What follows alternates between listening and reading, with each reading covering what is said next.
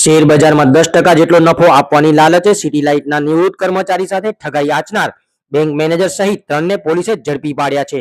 Surat cyber ક્રાઇમની ટીમે city light ખાતે રહેતા નિવૃત્ત કર્મચારી શેર બજારમાં રોકાણ કરવાથી 10% જેટલો નફો મળશે એવી લોભામણી વાતો કરી તેઓ પાસેથી 42.48 લાખ ઓનલાઈન પડાવી લેવામાં આવ્યા હતા. આ ઠગાઈમાં બંધન બેંકના સેલ્સ મેનેજર, ઇન્ડસલ બેંકના મેનેજર સહિત 3ની સાયબર ક્રાઇમની ટીમે ધરપકડ કરી છે. આરોપીઓ દ્વારા ચીટિંગ માટે 50 થી વધુ કરંટ ખાતાઓ બેંકમાં ખોલાવવામાં આવ્યા હતા, તો બેંક મેનેજરોને 60,000 રૂપિયા મળ્યા હતા. સાયબર ક્રાઇમની ટીમે 3 આરોપીઓ ચંપક મિસ્ત્રી, મિલન જયંતિ સાંગાણી અને ઉર્વિશ સંજય નસીતની ધરપકડ કરી વધુ તપાસ હાથ ધરી છે. My TV news channel, chief reporter Kishor Thakor, Surat.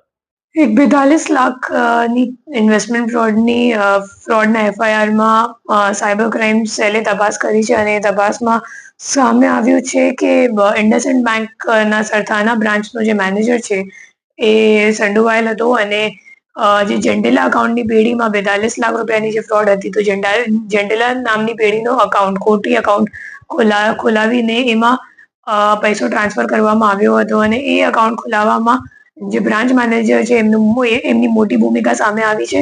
અને એના સિવાય બ્રાન્ચ મેનેજર છે જે એજન્ટો આપણે ધરપકડ કરી છે, ઉર્વેશ અને અગાઉ જે 3 આરોપી અટક કરેલા છે એમાં કેવલ મીત, તો એ લોકો સાથે કાવતરું રચીને ઘણા બધા એવા અકાઉન્ટ્સ એમને ઇન્ડસઇન્ડમાં ખોલાવ્યા છે. અને એના સિવાય એક મિલન સંઘાની કરીને ઇન્ડસઇન્ડ બેંકમાં અગાઉ કામ કરતો હતો, અત્યારે કોટકમાં કામ કરે છે અને એમને પણ ધરપકડ કરવામાં આવી છે કેમ કે અગાઉ રાહુલ મિસ્ત્રીને તાબા હેઠળ કામ કરતો હતો અને રાહુલ મિસ્ત્રી પોતાના કમિશન માટે આવું બધું કામ કરતો હતો. એમાં કમિશનનું કંઈક શેર તો મિલન સંઘાનીને પણ આપતો હતો, તો એમની પણ ધરપકડ કરવામાં આવી છે. અને જે જેન્ડેલા અકાઉન્ટની આપણે વાત કરી રહ્યા છીએ એમાંથી જે કેશ વિડ્રોવલ થયું હતું તો એકચ્યુઅલી ગેરકાયદેસર હતું, જે બેંકની રૂલ્સ અને નિયમ છે એમને વિરુદ્ધ હતું. તો એમાં 17 લાખ રૂપિયાનું એમને કેશ વિડ્રોવલ કરાવીને એમાંથી 17,000 રૂપિયાની એમને કમિશન મેળવી છે. અને આવું બધું ઘણું કામ કરતો હતો, ખોટા અકાઉન્ટ ખોલાવવાનું કામ, કેશ વિડ્રોવલ કરાવવાનું કામ, અને જે અકાઉન્ટ ફ્રીઝ થઈ જાય સાયબર ફ્રોડના ગુનામાં તો એવા અકાઉન્ટને અનફ્રીઝ કરાવીને જે આરોપીઓ છે એમની મદદગારીમાં એમના વિડ્રોવલ થઈ જાય એ મુજબ એમની સગવડતા આપતો હતો અને પછી ફરીથી એમને ફ્રીઝ કરાવતો હતો.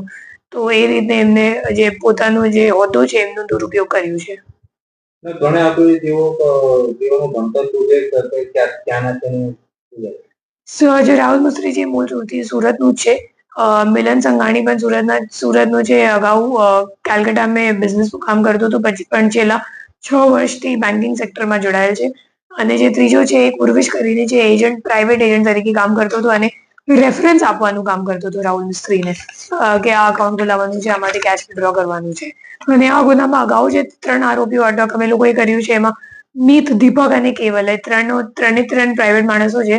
અને એ લોકોનું કામ પણ એવું જ છે કે કમિશન ઉપર કોઈના પાસેથી બેંક અકાઉન્ટ ખોલાવવાનું અથવા તો એમનો બેંક અકાઉન્ટ કમિશન ઉપર લઈ લેવાનું અને પછી ફ્રોડનો પૈસા જ્યારે આવે તો એમાં કેશ વિડ્રોવલ કરાવવાનું. આ દિશામાં હાલ તપાસ ચાલુ છે. ચોક્કસ જ્યારે અમે લોકોને આંકડો મળી જશે તો ત્યારે અપડેટ કરવામાં આવશે.